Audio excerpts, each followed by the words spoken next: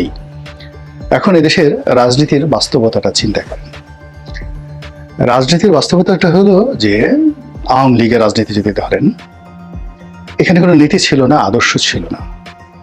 যে কোনো মূল্যে ক্ষমতায় থাকতে হবে, ক্ষমতায় যেতে হবে, এবং সেই ক্ষমতায় গিয়ে রাষ্ট্রের যত সম্পদ রয়েছে, ব্যবসা রয়েছে, বাণিজ্য রয়েছে, এগুলো দলীয় নেতাকর্মীদেরকে দিতে হবে, পরিবারের আপনজনদেরকে দিতে হবে, এবং নিজেরা বড় বড় পদে থেকে একটা অলিগার্স শ্রেণী তৈরি করে সেই হাজার হাজার কোটি টাকা নয়, লক্ষ লক্ষ কোটি টাকা উপার্জন করতে হবে।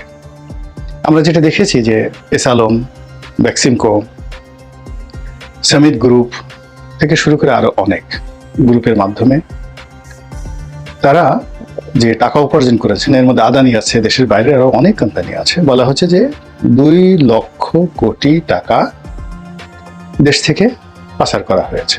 2 লক্ষ কোটি টাকা। খেলাফি ঋণ 6 লক্ষ কোটি টাকার উপরে চলে গেছে। আন্তর্জাতিক যে ঋণ বা অন্যান্য ঋণ মিলিয়ে সেই যে এটা বলাই যায় না 16 লক্ষ কোটি না কত কোটি টাকা, কল্পনাই করা যায় না।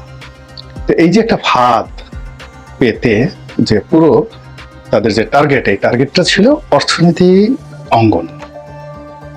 এখন এই যে ডক্টর মোহাম্মদ ইউনূস এবং তার যারা অ্যালাইড, এখন এখানে দেবপ্রিয় ভট্টাচার্যের কথা চিন্তা করেন, হাসান এস মনসুর সাহেব যিনি বাংলাদেশ ব্যাংকের গভর্নর আছেন তিনি, কিংবা ধরুন এখন যিনি অর্থমন্ত্রী আছেন বা অর্থ উপদেষ্টা আছেন তিনি, এবং স্বয়ং ডক্টর মোহাম্মদ ইউনূস। তো আওয়ামী লীগ যেই জায়গাটা থেকে মধু আহরণ করেছেন সেটা হলো ফাইন্যান্সিয়াল সেক্টর। সেই ফাইন্যান্সিয়াল সেক্টরে আওয়ামী লীগের যারা চোর, লুপাটকারী, লুটেরা, তারা এই কজন লোকের কাছে অবোধ শিশু। তো কাজেই খুব অল্প সময়ের মধ্যে আওয়ামী লীগ কি কি করেছে এই জায়গাটাকে একেবারে সাঁড়াশি দিয়ে তারা ধরে ফেলেছে। ধরে ফেলার পরে এখন আওয়ামী লীগ আর ক্যাত কুত কোনো শব্দ করতে পারছে না।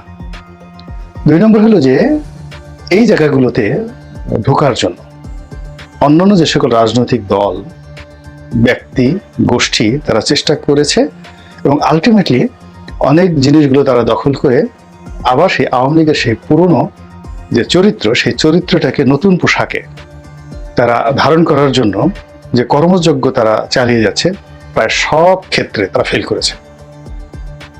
আপনি টু দি পয়েন্ট, আমি নাম বললাম না, তারা শুধুমাত্র একটা জিনিস করতে পেরেছে এই সময়ের মধ্যে, এই আওয়ামী অলিগার প্লাস নব্য অলিগার।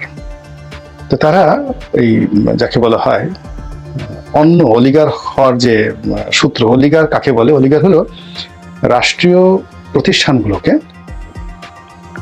ব্যবহার করে এমন সিদ্ধান্ত নিতে বাধ্য করা, প্রভাবিত করা যে সিদ্ধান্তের ফলে তাদের উপকার হবে, এই অলিগার। তো এখন আওয়ামী লীগের অলিগার এবং তাদের খালাতো ভাই, তালাতো ভাই, মামতো ভাই যে সমস্ত নতুন অলিগার তৈরি হওয়ার চেষ্টা করেছে, তার অন্য কোথাও পারেনি। তবে শেয়ার মার্কেটে 2 দুর্ঘটনা ঘটে প্রায় 30,000 কোটি টাকা তারা কিন্তু লোপাট করে ফেলেছে, এবং এটাও ডক্টর মোহাম্মদ ইউনূস কিন্তু ধরে ফেলেছেন, ভীষণ রকম ভাবে ধরে ফেলেছেন। ফলে ওখানে আগামীতে আরো দুর্ঘটনা ঘটানো কঠিন বিষয় হয়ে যাবে। গেল অর্থনৈতিক সেক্টর। রাজনীতিতে এখন ক্ষমতা পরিবর্তনের যে ধারা, সেই ধারাতে তিনি 3টে ফাঁদ পেতে ফেলেছেন। প্রথম ফাঁদ হলো যে সংস্কার। তিনি যে কোনো মূল্যে সংস্কারটাকে বিস্তৃত করে ফেলেছেন। অনেক জায়গাতে তিনি সংস্কার করতে চাচ্ছেন এবং বিস্তৃত করে ফেলছেন, এবং এটা একটা পপুলার ইস্যু। যে বিষয়গুলো তিনি করছেন এটা পপুলার ইস্যু। আর যারা এটাকে সমালোচনা করছেন তারা সরাসরি পার্টি, মানে যারা এর দ্বারা ক্ষতিগ্রস্ত আছেন। যেমন ইংলিশে যদি দেরি হয় তাহলে রাজনৈতিক দলগুলো লাভবান হবে কেউ কেউ, আর যদি দেরি হয় কেউ কেউ ক্ষতিগ্রস্ত হবে। কিন্তু সংস্কার বলতে যে জিনিসগুলো তিনি করতে চাচ্ছেন বা বলতে চাচ্ছেন, এটা বিশেষ করে তরুণ সম্প্রদায় থেকে শুরু করে মাস পিপলদের মধ্যে কিন্তু এটা একটা গ্রহণযোগ্যতা আছে, এবং এটার একটা যাকে বলা হয় কার্যকারিতা আছে। এবং তিনি এই কাজগুলো ধীরে ধীরে যাকে বলা হয় ম্যাটিকুলাসলি, অঙ্ক কষে কষে তিনি যদি করেন, তাহলে তার সরকারের জনপ্রিয়তা, যেমন আইসিটি অ্যাক্ট, মানে ডিজিটাল নিরাপত্তা আইন যেটি, এটা তিনি বাদ দিয়ে দিবেন। বাদ দেওয়ার পরে এখানে অনেকগুলো মামলা অটোমেটিকভাবে বাদ হয়ে যাবে এবং এটার ফলে দেখা যাচ্ছে যে 3 থেকে 4 মাস পুরো অঙ্গন ডক্টর মোহাম্মদ ইউনূসের সে প্রশংসা করবে। তাই তিনি কিন্তু রাজনৈতিক অন্য মামলাগুলোকে বাদ দেননি। মিডিয়া রিলেটেড মানে গণমাধ্যম রিলেটেড যে আইন আইসিটি অ্যাক্ট, এইটা বাদ দেওয়ার জন্য সব কিছু চূড়ান্ত করা হয়েছে এবং এটা বাদ দিলে যত মামলা চলমান আছে, শাস্তি আছে, সবগুলো রহিত হয়ে যাবে। ফলে কি হচ্ছে, স্থানীয় গণমাধ্যম এবং আন্তর্জাতিক গণমাধ্যমে ওনার এই কর্মটাকে যেভাবে হাইলাইট করা হবে, সেই হাইলাইটের কাছে এখন যারা নির্বাচন তড়িঘড়ি করে চাচ্ছেন তাদের আওয়াজটা হারিয়ে যাবে এবং যারা ইতিমধ্যে অলিগার তৈরি করার জন্য বিভিন্ন জায়গাতে তদবির করে মোটামুটি একটা অবস্থা তৈরি করে ফেলেছেন, তারা একটা বিপদ এবং বিপত্তির মধ্যে পড়বেন। এই গেল এক। 2 নম্বর হলো যে নির্বাচন কবে হবে, কি হবে, এই জায়গাটাতে তিনি কোনো কনফ্লিক্টে যাচ্ছেন না, কন্ট্রাডিকশনে যাচ্ছেন না এবং তিনি যে কথা বলছেন সেই কথা আপনি না রাগ করতে পারবেন, না অভিমান করতে পারবেন, কিংবা না বিক্ষুব্ধ হতে পারবেন, আবার না আশাবাদী হতে পারবেন। তো এই যে তিনি যে কথাগুলো বলছেন দেশে এবং দেশের বাইরে, পুরো আপনার ডিকশনারি এবং আপনার হিসাবপত্র এলোমেলো করে দিচ্ছে। 4 বছর, 8 বছর, 10 বছর, নাকি 6 মাস, নাকি 18 মাস, এই বিষয়গুলো নিয়ে যখন লোকজন ব্যস্ত, তখন তিনি দ্বিধার্থে সেই কর্মকাণ্ডগুলো তিনি করে যাচ্ছেন, তার হিসাব তিনি চালিয়ে যাচ্ছেন। তার রিক্রুটমেন্ট থেকে শুরু করে তার যে দৈনন্দিন কর্মকাণ্ডগুলো, তিনি তার প্রত্যেকটা জায়গাতে সেটা সে ব্যর্থ যদি হন, সেটা শতভাগ ব্যর্থতা তার, কিন্তু তিনি যেগুলো ডিজাইর করছেন সেই ডিজাইরগুলো কিন্তু বাস্তবায়িত হয়ে যাচ্ছে এবং এটা আমার কাছে মনে হচ্ছে তিনি এই দেশের রাজনীতিবিদদেরকে কিভাবে খেলতে হবে এটা তিনি বুঝে গেছেন। এরপর যেটি আগামীতে বিএনপির জন্য সবচেয়ে বিপজ্জনক হবে, তার ঘাড়ে 3টি যাকে বলা হয় সমস্যা মারাত্মক। যেমন বিএনপি সবচেয়ে বেশি ভয় পাবে সামরিক শাসনকে, মিলিটারি রুলকে। এখন ডক্টর মোহাম্মদ ইউনূস যে জিনিসটি এই মুহূর্তে একেবারে অনিবার্য করে তুলেছেন, সেটা হলো তার পতন বা পরাজয় মিন্স মিলিটারি রুল। এবং মিলিটারি রুল যদি আসে সামরিক শাসন, সরাসরি সামরিক শাসন আসে, সবচেয়ে বেশি ক্ষতিগ্রস্ত হবে বিএনপি এবং সবচেয়ে বেশি ভয় পাবে বিএনপি। কি কারণে?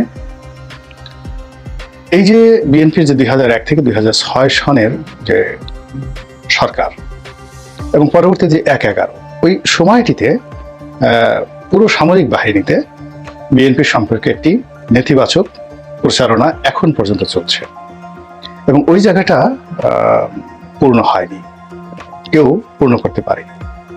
দ্বিতীয়ত হলো, এখন এই মুহূর্তে সামরিক বাহিনীর মধ্যে খুবই একটা নেতিবাচক যাকে বলে ধারণা তৈরি হয়েছে যে বিএনপি যদি ক্ষমতায় আসে তাহলে কিছু কিছু সাবেক সামরিক কর্মকর্তা যাদের বিরুদ্ধে সুস্পষ্ট কতগুলো অভিযোগ আছে, জঙ্গিবাদ সম্পর্কে, টেরোরিজম, জঙ্গিবাদ, তারপরে ফান্ডামেন্টালিজম থেকে শুরু করে আরো অনেক অনিয়ম, তো এরকম কিছু সাবেক সামরিক কর্মকর্তা যারা চাকরিচ্যুত হয়েছেন, অনেক আয়নাঘরে গিয়েছেন, তারা এবং তাদের সঙ্গে পুলিশের কিছু সাবেক কর্মকর্তা যারা আওয়ামী লীগের আমলে চাকরিচ্যুত হয়েছেন, তো এদের একটা প্যাক্ট তৈরি হয়ে গেছে এবং এই প্যাক্টের সাথে আবার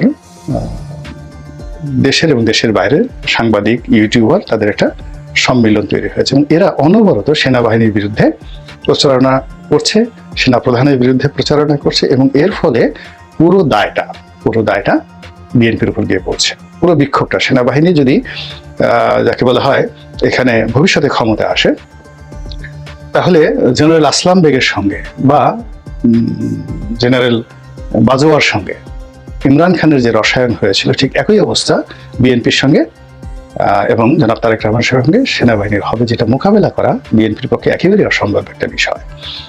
এবং সেটি পাকিস্তান ইমরান খান যেভাবে পারছেন, বিকজ ওখানে এখনো জুডিশিয়ারিটা আছে এবং বাংলাদেশে যদি এরকম একটা ট্র্যাপের মধ্যে এসে বিএনপি পড়ে যায়, মানে আওয়ামী লীগের সাথে বিএনপির বিপর্যয় আরো বহুগুণ বেড়ে যাবে। তো এই যে ভয়ঙ্কর একটা অবস্থা, এই অবস্থাটা ডক্টর মোহাম্মদ ইউনূস এবং তার যারা সহযোগীকারী তারা কিন্তু আলটিমেটলি তৈরি করে ফেলেছেন, আতঙ্ক তৈরি করে ফেলেছেন বিএনপির মধ্যে যে ইফ উই ফেল দেন তোমাদের জন্য সামরিক শাসন অনিবার্য।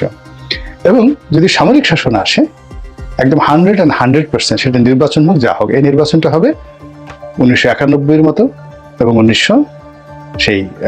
2008 সনের মতো, মানে যেখানে সামরিক বাহিনী পিছন থেকে নিয়ন্ত্রণ করে তারা সিদ্ধান্ত নিয়েছিল। 91 সনে তারা সিদ্ধান্ত নিয়েছিল